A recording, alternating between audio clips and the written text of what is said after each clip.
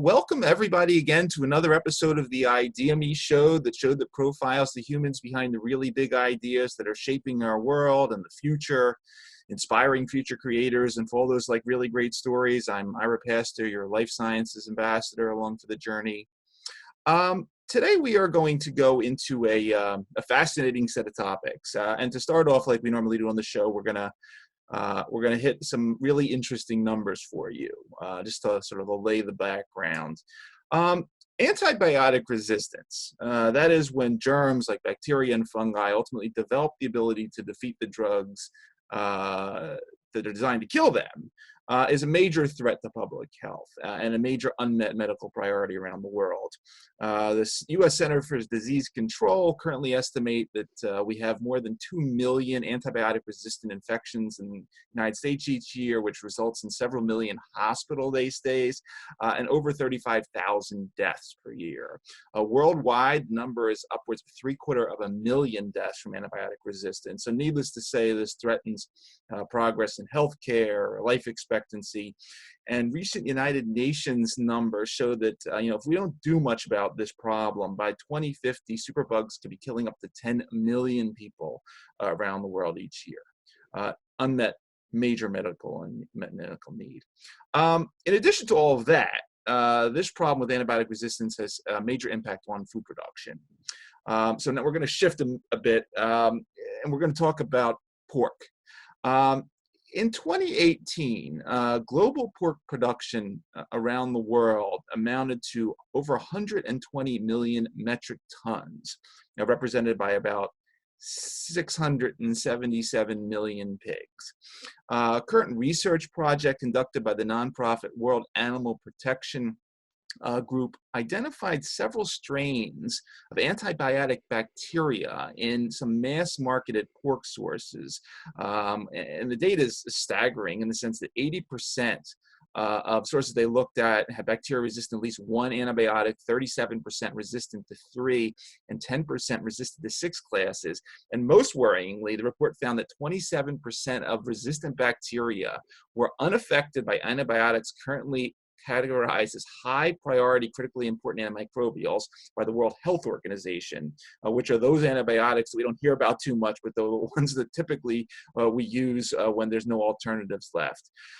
This intersection between antibiotic resistance, food production, combined with the mounting concerns this very day with zoonotic disease outbreaks, agro-terrorism, biosecurity, is a fascinating set of topics we're going to get into today.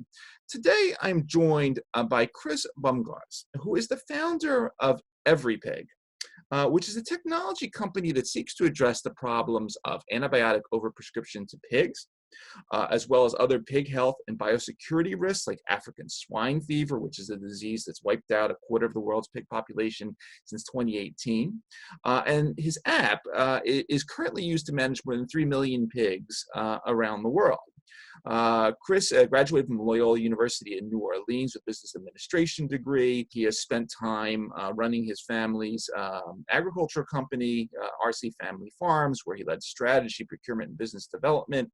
He has a passion for innovation, which led him to create this unique app and other activities involved in. This is going to be a really fascinating discussion. So Chris, really thank you for taking the time to come on the show today and talk about these topics. Ira, thanks a lot for having me. And I think we've got a pretty timely conversation coming up today, so I'm looking forward to it.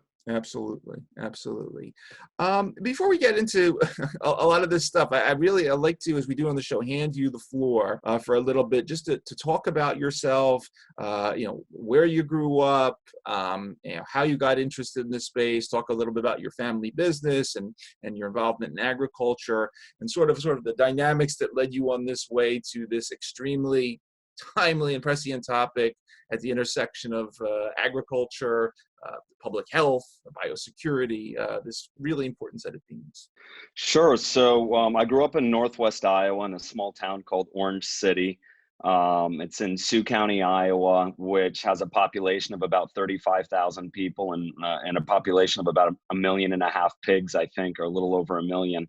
So it's a super agricultural area. And my dad started a mixed animal, so large and small animal veterinary practice in town. And I was fortunate enough to grow up and have him really include me as part of the business. So I got to see him, going and posting pigs, doing postmortems on pigs and pregnancy checking cows and vaccinating cows. And that was all part of my upbringing growing up. And quite Mhm. frankly, I didn't love a lot of those things at the time. And I was really excited to kind of get out of Iowa by the time I had graduated high school and start seeing the world a little bit. And so it was surprising to me that back in 2008, I ended up coming kind of full circle and starting to work with my dad again. What had happened was a lot of his customers about 15 years ago, which were small to mid-sized farmers in the area Mhm. in Northwest Iowa, were having a hard time staying in business. It was a time when consolidation was hitting the industry fast, margins were very tight, and volatility was high. And so these small farmers just really couldn't stay competitive. And he started owning some pigs with some of his clients, and he would do the purchasing of the animals. They would help raise them, and he was able to purchase the pigs cheaper than most people, and he was able to get better marketing agreements at the packing plants because he had a little more volume to negotiate with. And I saw an opportunity in 2008 after I helped sell a company that I was managing in Costa Rica, unrelated in logistics. Mhm. And I said, Dad, you got a great business started here. And he was really doing everything on his own at the time. And so I was able to join him as employee number one in RC Family Farms. And I've always been really driven by growth. And so I said, Dad, you got a great platform, but you're playing all the positions on the team.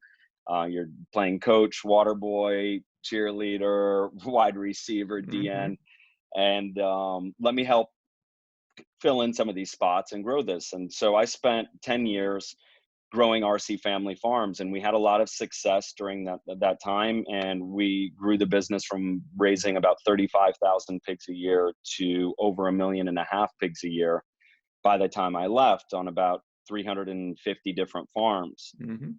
And I learned a lot during the process, and growth is fun. I'm an entrepreneur, so I loved that. Sure. But there came a moment where I kind of had a tug at my conscience, and I really wasn't feeling super fulfilled because we were basically doing the same things everyone else was doing in terms of how we were raising our animals. And I started to get a real good look into what was actually happening in the industry.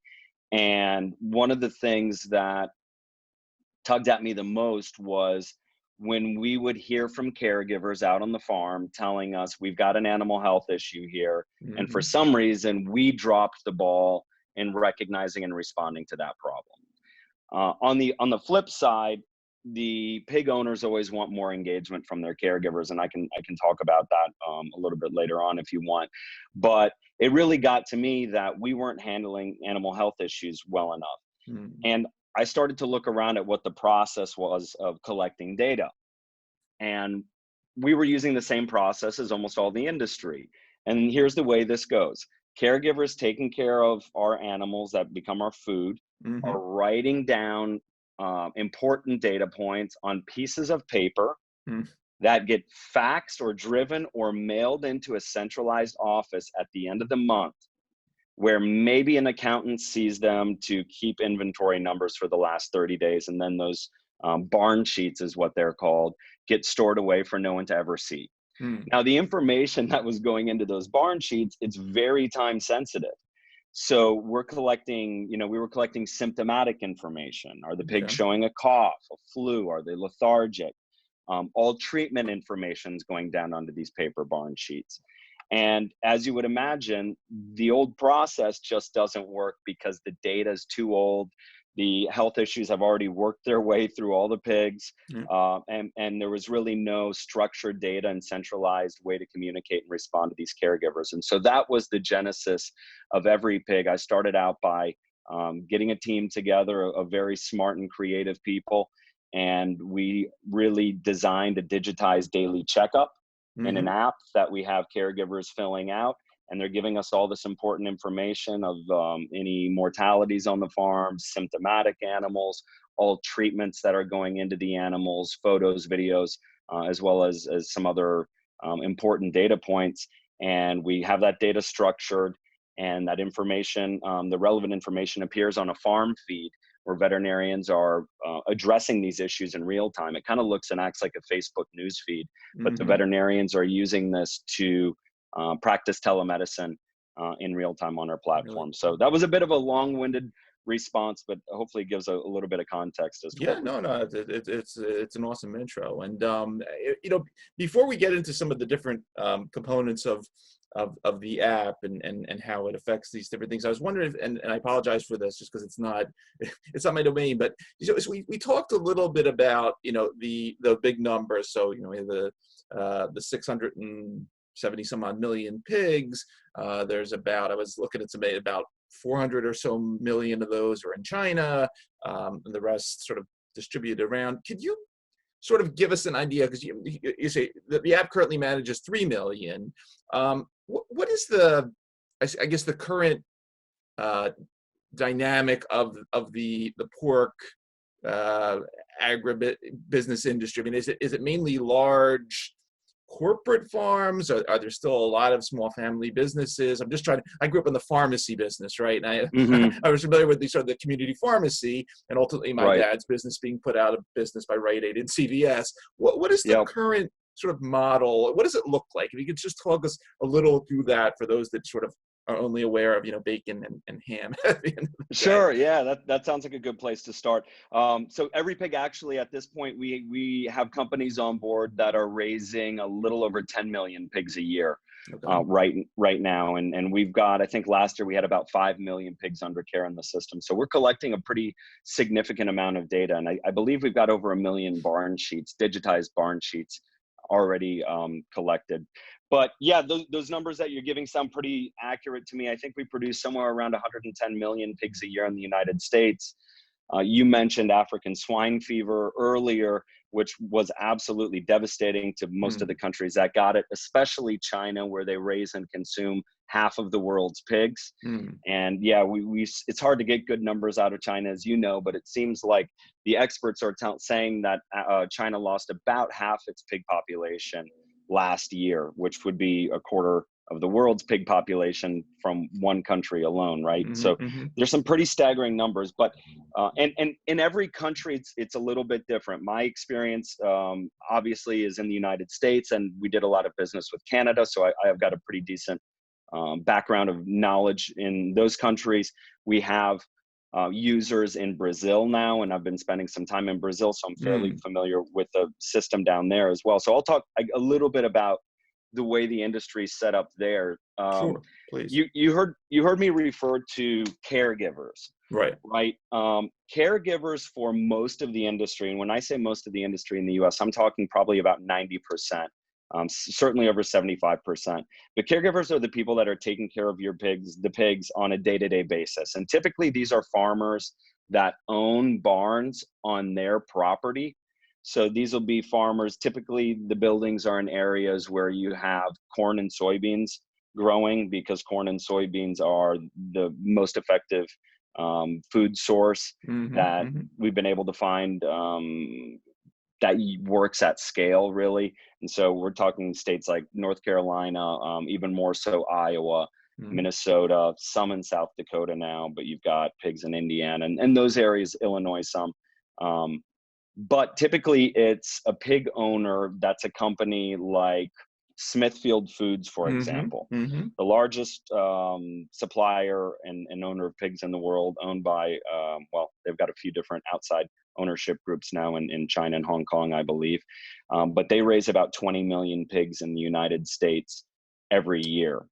And you've also got companies like JBS, which is Brazilian owned, but they have operations in the United States that raise, I think, maybe somewhere between 4 and 5 million pigs a year. Seaboard Foods. Many people know Seaboard from seeing their ships, their big steamships. In ports, but they also raise a lot of pigs, and people don't know that. And so these companies typically contract with farmers who own the barns, and they pay them rent or yardage, as they call it in the industry, to check on their pigs once or twice a day, make sure that they're being fed and that they're in comfortable conditions, and they're responsible for giving them treatments and giving proper information and data to the pig owners. And so Mm-hmm. that's really how the vast majority of the industry works at this point, for better or for worse. Mm-hmm. Mm-hmm. I'm not sure where your audience stands on that. I think I take kind of a practical standpoint. I understand why the industry works the way it does, but at EveryPig, we're pushing really hard to move the industry Sure. forward Sure.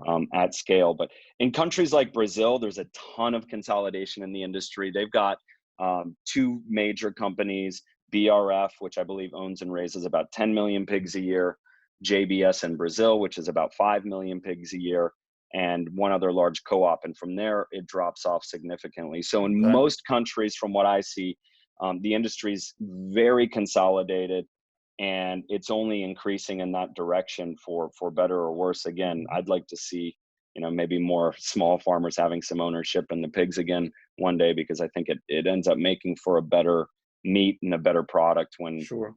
everyone involved has some ownership stake. But talking about China just for a second, Sure. the crisis with African swine fever in China, many are saying, is going to be used to further consolidate their industry, which still has a lot of backyard farms where quality controls are close to zero. Got it. And the government's really, it sounds like, propping up some of these businesses that are more sophisticated and more organized, and trying to encourage small farmers to maybe move to cities or to get out of the business. And that'll come with some advantages and disadvantages, I think. But across the globe right now, it seems like it's massive consolidation happening. Got it.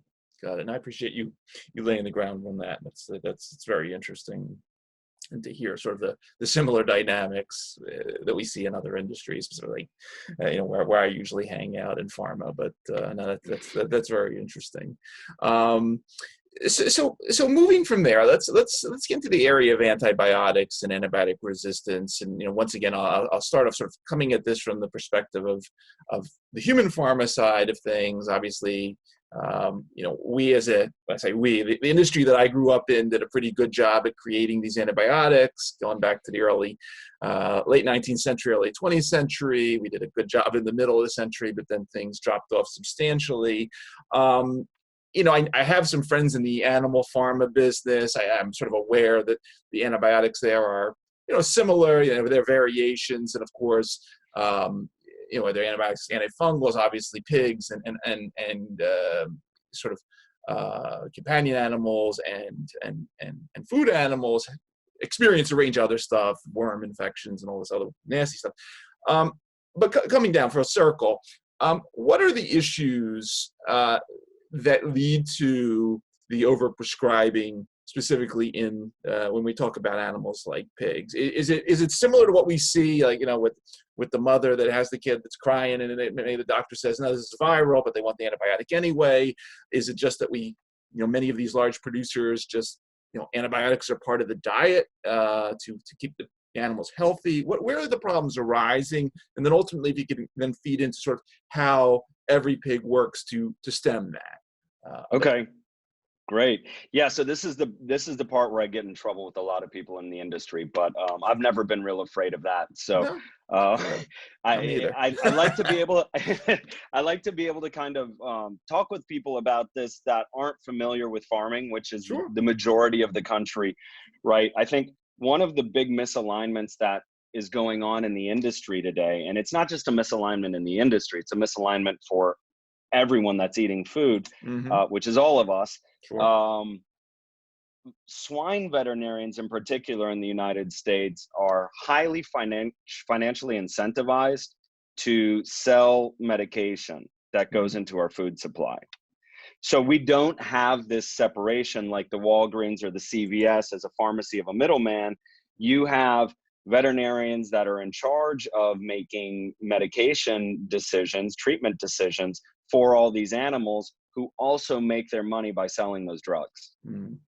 So one could argue a lot of these vets are really acting more as pharmaceutical sales reps than they are veterinarians that have the animal and client and human interest in mind. And that I'm speaking specifically about the United States right now. That practice has been banned in other countries, to my knowledge, and I'm not a policy expert in this area or anything like that.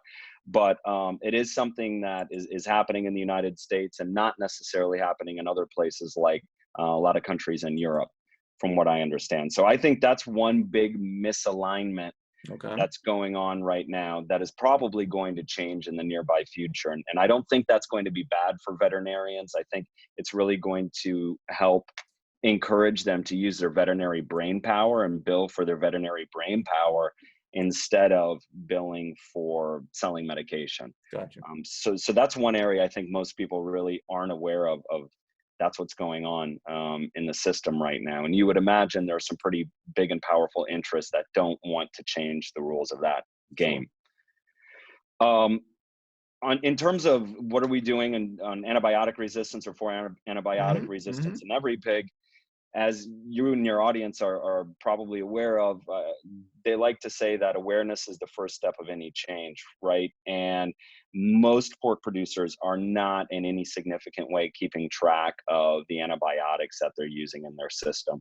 They may have an idea of, we spent X amount of dollars on drugs last year, and they might think or say publicly that they're tracking these things or have ran some beta programs to track antibiotic use in their system.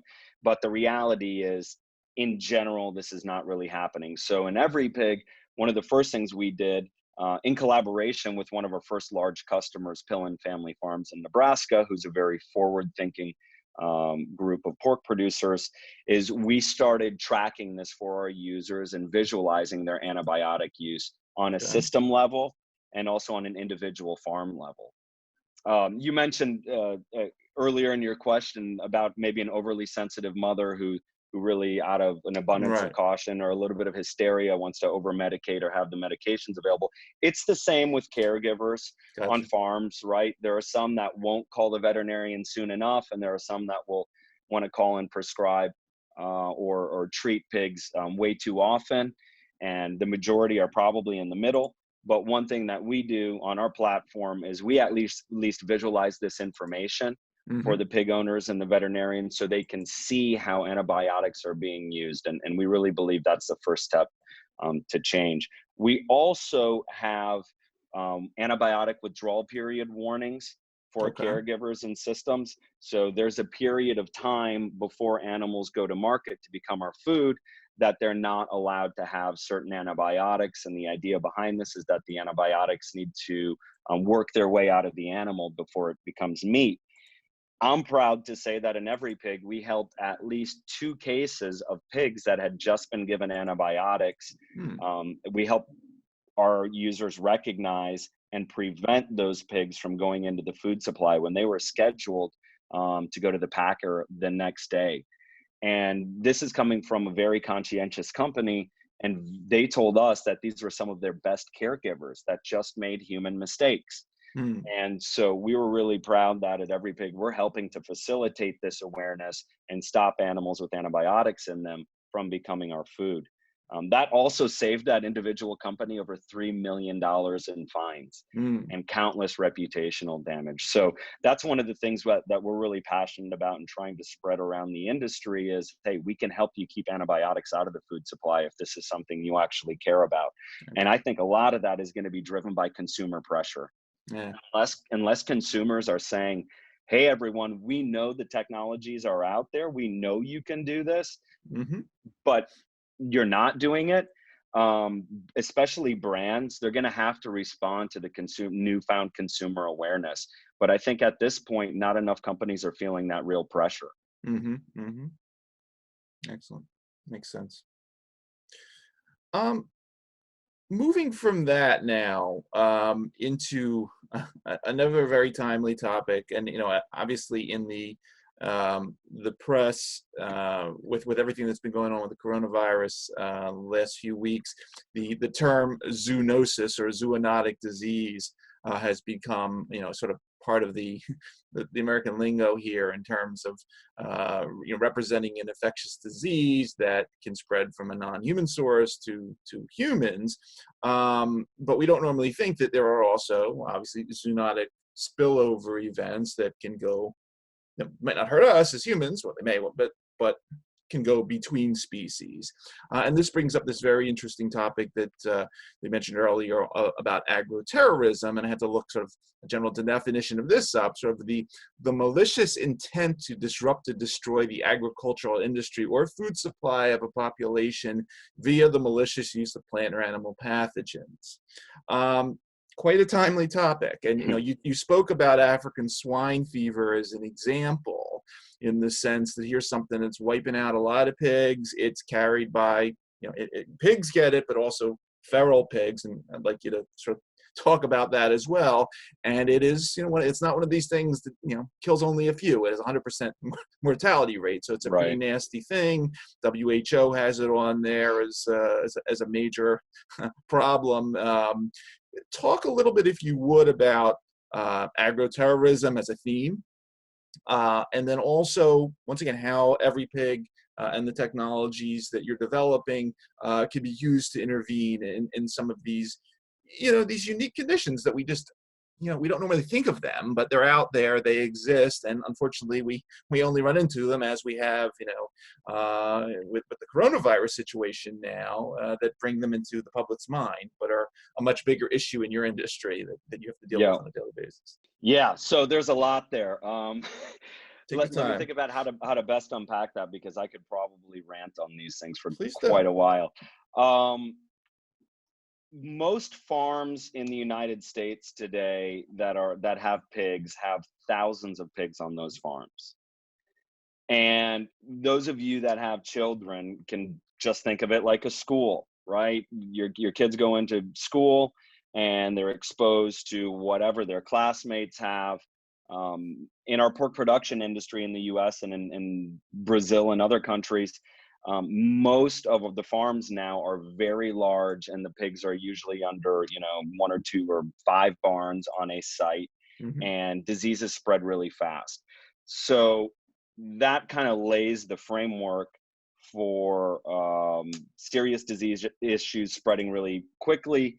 And when you think about, the potential for agro-terrorism, we don't have to look back very far in history to see there was an outbreak in the United States of a disease called porcine epidemic virus, PEDV for short, that had been, to my knowledge, in China, I think for decades, and then made it over here to the United States somehow in the last 10 years. I think it was maybe around 5 or 7 years ago now, and devastated our pork population. Some of these diseases, like African swine fever, would shut down our pork exports overnight. So while I'm not saying that, there's necessarily, or I've not seen any evidence that PEDV coming to the United States was agro-terrorism, but they did trace this back to China. This did have a serious impact on our agricultural economy, on many pork producers. And something like an African swine fever would be much worse, because it would be something that shuts down trade overnight.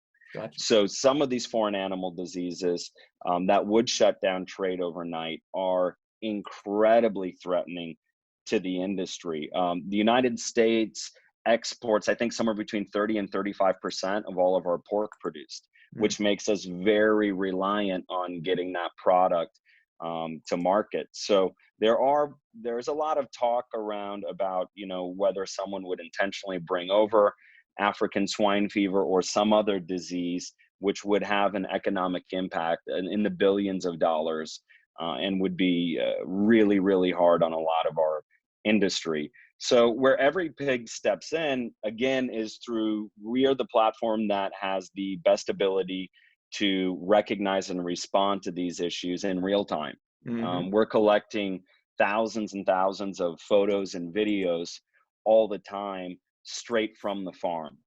And the important thing here is all of this data is structured.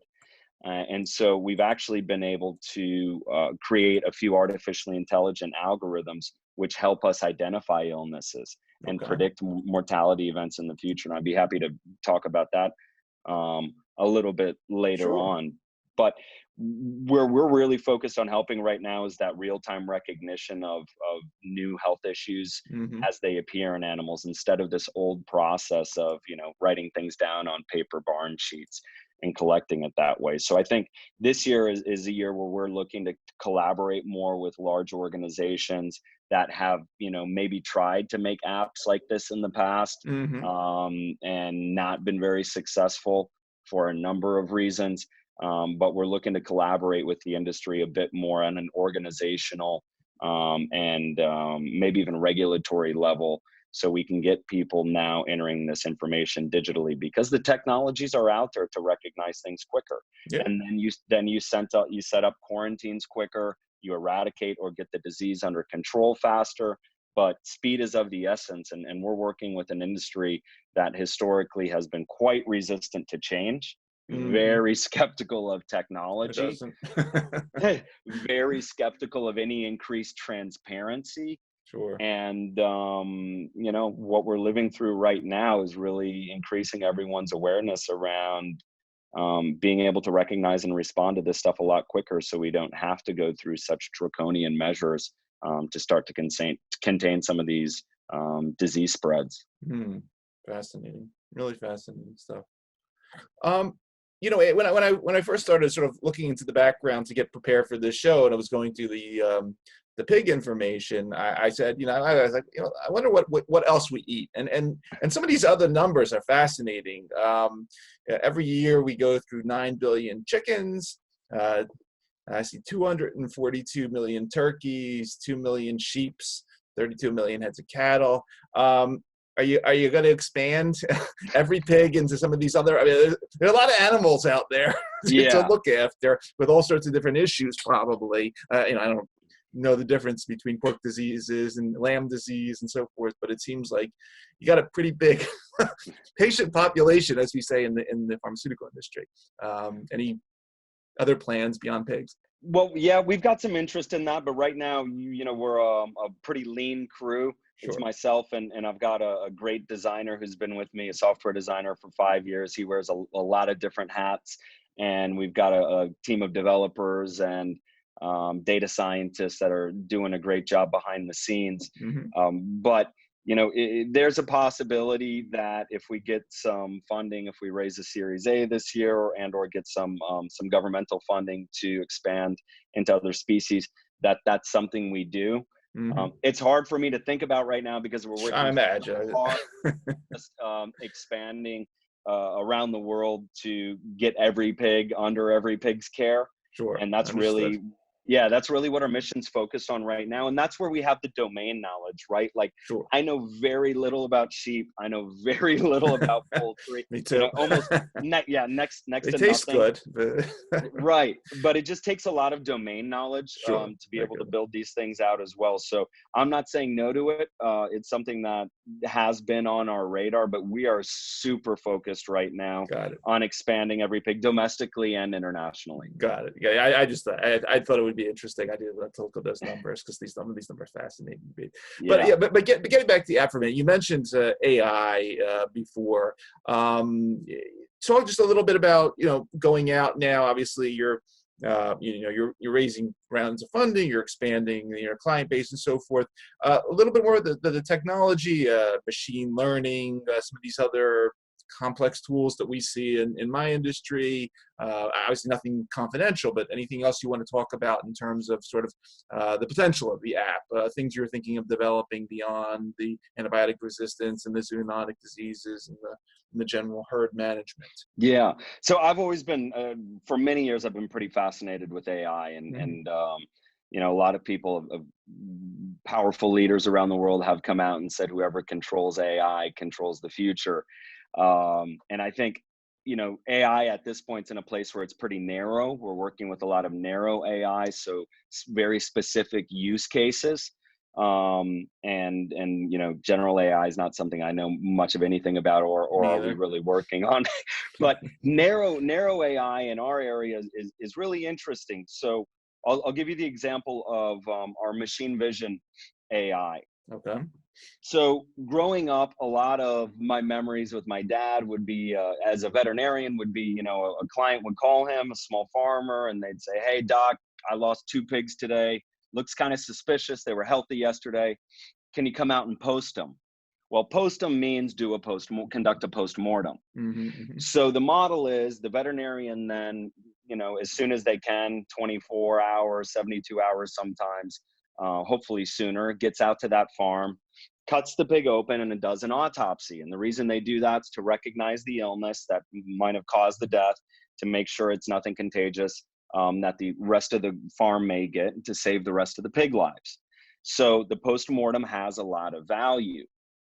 Well, what we did at EveryPig was we encouraged users to upload these photos and videos, primarily photos of postmortems. Mm. And so instead of veterinarians being able to maybe drive out to 3 farms a day, where, by the way, biosecurity is incredibly important. Sure.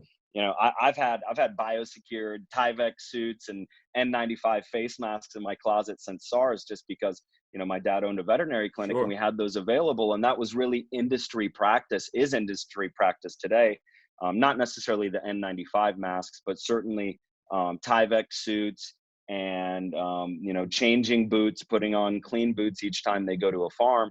But think about this, it's like doctors. They don't see a lot of healthy patients, right? If you're healthy, Yep. You typically don't go to the doctor, and same thing with veterinarians. So they're getting called out to sick farms all day. And while they're doing their best to practice the best biosecurity, they're definitely a potential vector for spreading these diseases. Aside from that, veterinarians can only maybe drive to, depending on how remote their customers are, say 3, 4, 5 farms a day, sometimes only 1 farm a day.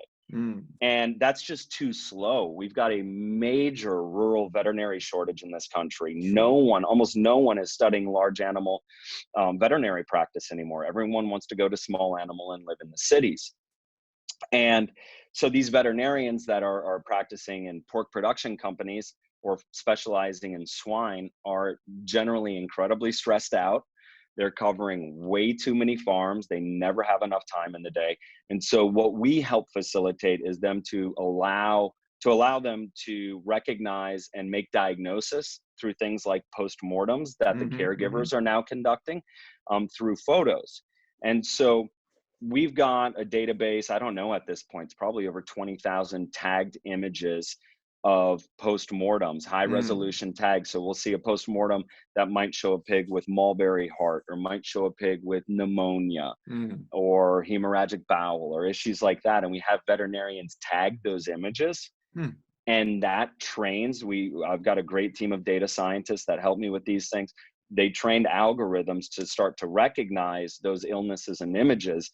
And at this point, we can recognize over 20 different illnesses from images, including a number of illnesses in different kinds of photos of excrement, diarrhea, more often than not. So we've got these.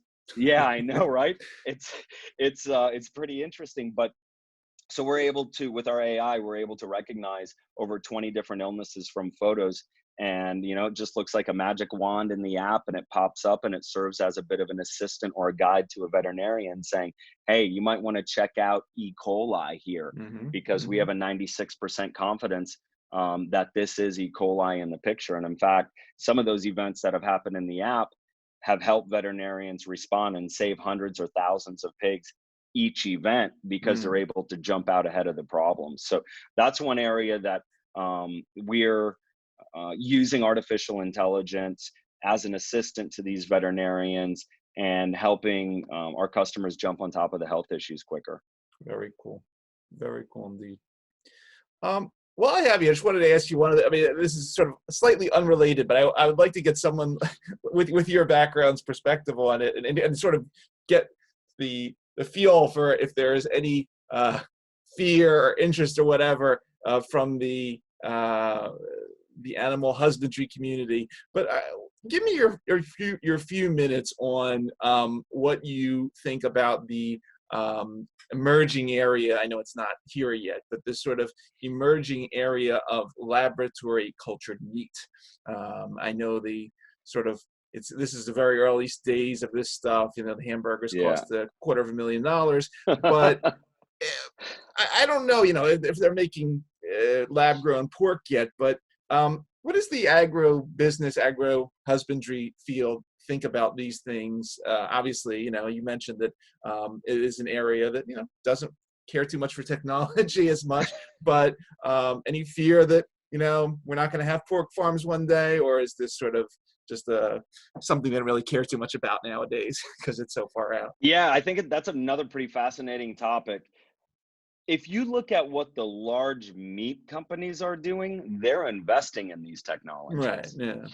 Tyson Foods, JBS, I would imagine Smithfield's doing the same thing. So they may be looking at it as a hedge right now. Mm-hmm. I think if you look at the smaller producers, of which there are fewer and fewer every year, I think they're much more fearful. Okay. And I think they're fighting those things. Me personally, I've not tried any lab grown protein or meat substitutes that I thought taste Me great either. yet. So I'm not super concerned about it at the moment. And even if that happens, I mean, you know, farmers in Iowa have some of the most fertile soil on the planet, and they're a pretty survivalist group that Mm-hmm. knows how to make it. So I think, you know, even if the industry changes dramatically soon, which I don't believe it's going to. I don't believe demand for pork globally is going to go down anytime soon. If you look at Sure. most projections, global demand is going up and up and up each year as Mm-hmm. more of the world gets brought out of poverty. Sure. Even though some of us might live in bubbles where a lot of people seem to be going vegetarian or vegan or you know, eating some of this lab. What are we?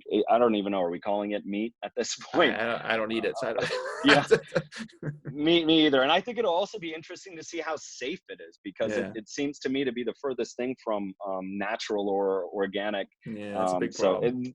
yeah, that'll be really interesting to see long term. But from my perspective, I don't think it's an industry that's going to shake up traditional, you know, animal farming Sure. in the super recent future. But I could be wrong about that, but I kind of come at it from a more global perspective where you got to say like, okay, let's get out of our bubbles here and take a Right. look. Like, what are the statistics? I think something around 95% of all the pigs raised in the United States are not raised outdoors on some farm where they're eating acorns and being given massages every day. Yeah. That's a story that we can get at any nice restaurant, and that is happening, but it's just not how most of the industry Sure. works yet. Sure. So I don't know. I think it's an interesting thought. And if it's safe and it tastes great and it's cheaper at some point, great. And it's good. You know, if it's good for people, great. I think then we need to adapt. But in the meantime, you know, where we're really focused is on things like helping us lower the amount of Sure. antibiotics we're using in our food and making sure that the meat we are eating is safer and healthier. And I think, you know, there's a lot of room for us to improve on the housing of these animals. Absolutely. So it's an environment that's safer for humans, better for the animals, and better for the environment. I was just up in southeast Iowa a couple of weeks ago, and by all accounts, it was one of the, you know, typical Iowa-looking landscape. You had a lot of hog barns around and cornfields, and I was driving around around sunset time, and it was a really beautiful setting. And we started driving by a number of barns that had solar outside of them, and I was Mm. asking the production manager about that a little bit, and he said, "Wait until you see this." 5 minutes later, he brought me into this cornfield in the middle of Iowa that had a Tesla power station Wow. there that was collecting the energy from the solar outside these pig barns. Very And I cool. thought that was great. I think that's exactly the kind of thing we need to see much more of. Yep. I think these pig barns can be a much friendlier environment for the animals and people that are involved in them. And I think they can be an environment that are actually looked at as a bit of a power source and an energy source for the surrounding areas. So I'm really passionate about trying to help our industry in that way and get us to a place where maybe people aren't so upset and outraged about the practices, Yep. where the consumer is much more a part of the conversation, Sure. you know, and hopefully instead of breaking down and getting real upset and being in arguments or throwing farmers under the bus, like let's all start to have a conversation about like, what do you really want? How much do you want to know about where your food is coming from? Yep. How do you Yep. really want it to be raised in a way that doesn't cost 3 or 4 times as much? Because Right. when we do that, maybe you and I could afford that, but maybe we're not keeping in consideration the millions of Americans that can't afford to be paying 3 times as much for their food. So I Right. really would like to see more of a dialogue happening between the farm and the consumer. And that's a lot of what I'm trying to do. And as I have a chance to reach out to people on podcasts and things like this, is like, let's just get a dialogue going. Absolutely. Absolutely. Excellent points. Excellent points. Um, Chris, coming back to you now, obviously, you mentioned a few times in the our discussion the importance, of your relationship with your father, and growing up and learning from him, and sort of that whole part of sort of crafting, what you've become over the years. Other influencers in your life, career to date, scientists, friends, co-workers that you want to give a shout out to at this point, that if it wasn't for them, you would be off doing something else and not doing this. Really important people that you might want to just highlight at this point. Yeah, well, I'd mentioned EveryPig's lead designer, Nick, who has been, again, wearing many hats with me for 5 years. Mm-hmm. And he's a super creative guy who, he's an American that lives in Krakow, Poland. And I've been out there many times in Poland collaborating with him, and we are working together on a daily basis. But he's really been a major fundamental part of getting EveryPig off the ground and sticking with it in hard times, because we built a product that was right on the mark, but maybe few years ahead of its time. Mm-hmm. And now we're starting, I think, to have our time, which is great. But there are a lot of really, really tough moments that have required a lot of persistence to get through. And that's not something that everyone's able to do, and especially stay positive and creative during that whole process. So Nick's definitely one of the guys that deserves a big shout out. I look at people like Elon Musk, who are incredibly motivational, Mm-hmm. and I think there are a lot of podcasts and YouTube personalities out there right now that are really putting out good messages. And I think, the persistence and the patience and the trusting yourself is something that a lot of us, especially, I'm 37, and so I'm kind of right on that generational Mm-hmm. borderline. But I grew up in a town of 6,000 people in Iowa, which back then we were a little ways further behind the times. And so I kind of identify maybe a little more with the older generation. But I think a lot of us weren't taught, to trust ourselves enough. And so, people like Elon Musk that talk a lot about trusting yourself and trusting your gut and having the persistence to push through really tough times and not be afraid to carve your own path is something that's really helped me out in times where I start to think like, oh man, is this working? Is this worth it? Should I have stayed with my Mm-hmm. job where I was, making good money? And really starting to, at a young age, move to the apex of the industry. And that's something that I think really requires a lot of self-trust. So that's been a big part of my journey, and everyone needs to hear a different message. But for me, looking at entrepreneurs like that are able to really break through, when they talk about, you have to be willing to go at it on your own, and everyone else thinking you're absolutely crazy, I can relate to that. And I think those people are out there spreading a lot of light and a lot of motivation, and helping people instead of maybe getting disheartened with everything that's going on. Like Absolutely. I saw what's going on in the industry way from the inside. And I can tell you, in many conversations I've been a part of in cities like Miami, where I live, or in Manhattan, you can go to a dinner party where someone who's an arms dealer or maybe selling cocaine or something is more popular than the person that's raising meat. Mm. And I think that's a real problem. And I think the people that are out there that are involved with agriculture and working with their hands haven't had as much of a voice to connect with people in the cities that are eating the meat or shunning their practices. And Mm-hmm. so I get a lot of my drive and motivation out of kind of connecting that bridge. So that's a bit of a long-winded answer, but those are some No, of the people that have definitely helped us get to this point and have been inspirational for me. excellent. Great. No, it's a great answer. I really appreciate that. And I love hearing stories like yours. And you're a young guy. You're going to be doing so much in the coming years. So it's clearly a fascinating story, and I'm really wishing you the best with it moving forward.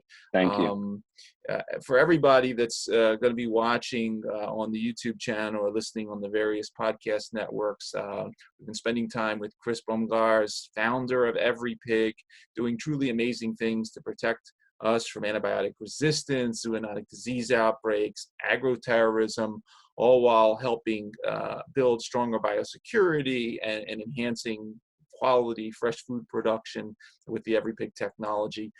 Chris, it's been a pleasure. As you say, thank you for not just what you do, but thank you for moving the human story forward and bringing all these, and bringing the future to us in this context. It's really amazing stuff. Well, it's been a fun and interesting conversation, and thank you to you and your listeners that are helping to get the voice out there of those of us that work with people that haven't had so much of a voice and really need to start having that conversation. So I think platforms like yours are very timely and really useful. So thanks a lot for having me. Our pleasure. Our pleasure.